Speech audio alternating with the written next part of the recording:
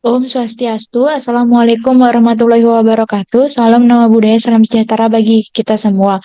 Perkenalkan, saya Selvia Julianti, NIM 034 dari kelas B. Di video kali ini, saya akan mempresentasikan hasil analisis jurnal yang berjudul Prototipe e-katalog dan peminjaman buku perpustakaan berbasis mobile. Sebelum membahas mengenai hasil analisis jurnal, izinkan saya membahas mengenai latar belakang.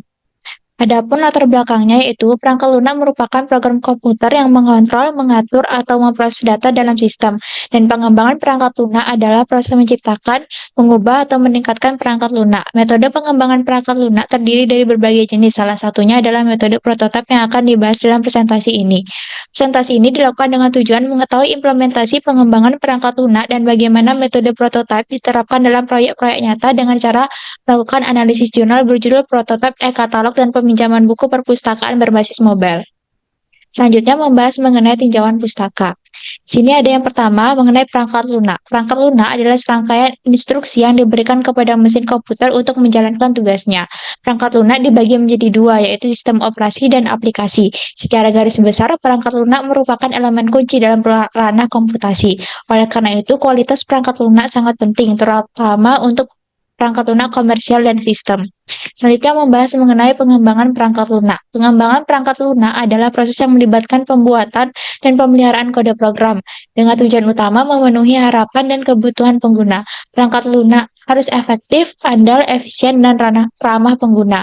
Pengembangan perangkat lunak melibatkan langkah-langkah terstruktur, mulai dari analisis kebutuhan hingga penyebaran dan pemeliharaan dengan fokus pada menciptakan solusi yang memenuhi standar kualitas kebutuhan pengguna. Selanjutnya membahas mengenai metode prototipe. Metode prototipe adalah metode pengembangan perangkat lunak yang menggunakan pendekatan untuk membuat rancangan dengan cepat dan bertahap sehingga dapat segera dievaluasi oleh calon pengguna atau klien. Proses pengembangan melibatkan tahapan mulai dari pengumpulan kebutuhan hingga evaluasi sistem, dengan iterasi lainnya jika diperlukan. Kelebihannya yang dimiliki adalah memberikan gambaran awal kepada pengguna, mendeteksi kesalahan dengan cepat, dan menerima umpan balik. Namun kekurangannya terdapat pada kualitas pengembangan yang kurang karena lebih mengutamakan kecepatan. Selanjutnya, membahas mengenai hasil analisis. Yang pertama, judul. Judul jurnal yang ada dianalisis pada video ini adalah Prototipe e-katalog dan peminjaman buku perpustakaan berbasis mobile. Judul ini terdiri dari 8 kata, di mana judul tersebut sudah menggambarkan isi dari jurnal, yaitu menghasilkan prototipe yang memberikan gambaran lengkap mengenai sistem e-katalog dan peminjaman buku perpustakaan berbasis mobile. Meskipun dalam jurnal tersebut juga terdapat pembahasan mengenai website yang digunakan untuk admin. Dari judul tersebut saja dapat dilihat bahwa jurnal ini mengusung tema pengembangan perangkat lunak dan metode prototipe.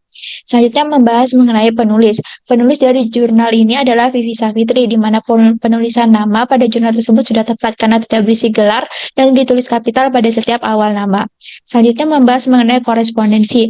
Jurnal tersebut selain berisi judul dan nama juga berisi program studi dari penulis, lalu ada universitasnya, lalu ada email penulis. Dan ada nama jurnalnya yaitu Jurnalistis Fokom dengan volume 08 dan nomor 2 yang dibuat pada September 2019. Selain itu juga ada ISSN untuk media cetak dengan nomor sekian dan ada EISSN untuk media elektronik. Lalu ada juga DOI-nya. Selanjutnya membahas mengenai abstrak. Pada bagian abstrak berisi bagian penjelasan umum perpustakaan, tujuan, metode penelitian, dan hasil yang didapatkan dari pembuatan jurnal. Meskipun terkesan lengkap, tapi pada bagian abstrak tersebut tidak menyinggung mengenai metode prototipe yang digunakan, sehingga harus membaca lebih dalam lagi isi dari jurnal supaya paham pengaplikasian metode prototipe pada jurnal tersebut. Selanjutnya membahas mengenai kata kunci. Pada jurnal tersebut terdapat 4 kata kunci, yaitu katalog buku, peminjaman buku, prototipe sistem, dan mobile. Kata kunci yang ada pada jurnal tersebut sudah menggambarkan hal-hal yang berkaitan dengan isi jurnal, tetapi menurut saya lebih baik ditambahkan kata kunci perpustakaan, supaya lebih menekankan hal yang dibahas dalam jurnal ini. Selanjutnya pendahuluan. Pada pendahuluan ini berisi permasalahan, tujuan, ruang lingkup, dan argumen yang memperkuat bagian pendahuluan jurnal. Permasalahannya adalah banyaknya buku ataupun majalah yang menjadi koleksi sebuah perpustakaan mengakibatkan sebuah perpustakaan harus memiliki katalog yang dapat memberikan informasi buku yang dimiliki oleh perpustakaan tersebut.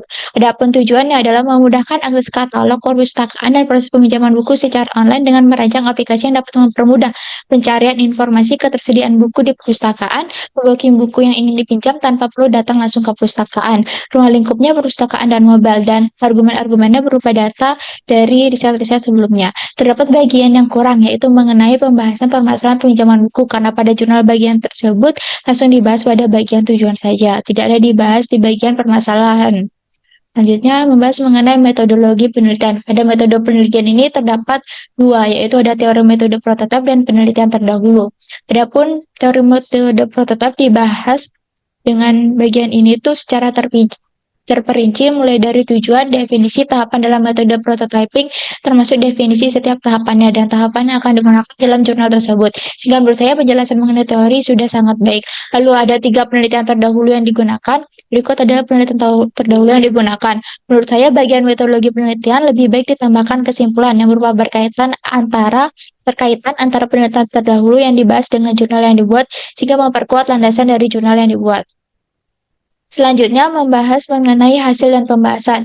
Ada bagian hasil pembahasan berisi bagian perancangan sistem, perancangan website interface design untuk admin, dan perancangan mobile interface design untuk pengguna. Pada bagian pertama ada perancangan sistem berupa use case diagram, activity diagram, dan class diagram. Lalu pada bagian website interface design berupa rancangan tampilan website yang digunakan untuk admin, dan bagian ketiga ada bagian mobile interface design dirancang untuk kebutuhan anggota perpustakaan. Selanjutnya di bagian hasil pembahasan ini, pada use case diagram yang dibuat dapat dilihat bahwa terdapat 2 aktor atau hak akses, yaitu sebagai admin dan anggota, di mana keduanya memiliki fitur yang berbeda selain login dan logout. Penggambaran mengenai use case diagram tersebut terdapat pada gambar di samping. Bukan hanya terdapat gambar, tetapi pada jurnal juga berisi penjelasan secara sederhana mengenai use case diagram pada jurnal. Sehingga menurut saya penjelasan mengenai use case diagram sudah sangat baik dan jelas. Selanjutnya ada activity diagram. Activity diagram dipresentasikan melalui gambar dan ditambahkan penjelasan gambar secara singkat pada jurnal. Sehingga menurut saya bagian activity diagram sudah digambarkan dengan baik meskipun gambar terkesan buram saat tidak diperbesar. Jadi di sini ada activity diagram untuk admin dan activity diagram untuk anggota perpustakaan. Selanjutnya membahas mengenai class diagram. Pada class diagram dipresentasikan dengan gambar dan penjelasan yang sederhana, di mana pada gambar menunjukkan jumlah, nama kelas, dan hubungannya harus dibuat sebagai unsur penyusun sistem, di mana terdapat 4 kelas lengkap dengan atribut dan metodenya. Kelas tersebut ada kelas admin, anggota, buku, dan hijab. Dengan representasi gambar dan penjelasan tersebut, menurut saya kelas diagram pada jurnal sudah mampu menjelaskan kelas diagram dengan baik dan jelas. Selanjutnya pada hasil dan pembahasan itu ada bagian website interface design, berupa rancangan tampilan website yang digunakan untuk admin dalam melakukan pengelolaan untuk data admin, data anggota perpustakaan, data buku perpustakaan, dan data peminjaman buku perpustakaan. Website interface design direpresentasikan dalam bentuk gambar yang tulisannya terlihat buram, sehingga tulisannya kurang terlihat, dan rancangan yang dibuat hanya sebatas rancangan halaman login dan rancangan halaman kelola data buku perpustakaan, sehingga kurang lengkap. Berikut adalah gambaran yang ada di jurnal. Di sini ada rancangan halaman login dan ada rancangan halaman kelola data buku perpustakaan. Selanjutnya membahas mengenai bagian mobile interface design. Pada jurnal tersebut dirancang untuk kebutuhan anggota perpustakaan, di mana pada jurnal telah lengkap, di mana terdapat rancangan dashboard menu sistem mobile, rancangan antarmuka katalog buku perpustakaan pada sistem mobile, rancangan antarmuka login pengguna pada sistem mobile, tampilan halaman katalog mobile, dan tampilan halaman anggota, sehingga bagian mobile interface design sudah baik dan lengkap. Berikut adalah hasil dan pembahasan rancangan dari mobile design. Di sini ada rancangan dashboard menu sistem mobile, lalu ada rancangan antarmuka katalog buku perpustakaan pada sistem mobile, lalu ada rancangan antarmuka login pengguna pada sistem mobile, lalu ada tampilan halaman katalog mobile, dan yang terakhir ada tampilan halaman anggota. Selanjutnya membahas mengenai referensi. Di sini referensi dalam jurnal menggunakan style penulisan MLA atau Modern Language Association secara konsisten. Lalu membahas mengenai penutup. Di sini pada bagian penutup berupa kesimpulan yang telah mencakup tujuan, hasil, dan saran, sehingga menurut saya bagian penutup sudah baik karena mencakup bagian penting yang ada dalam jurnal.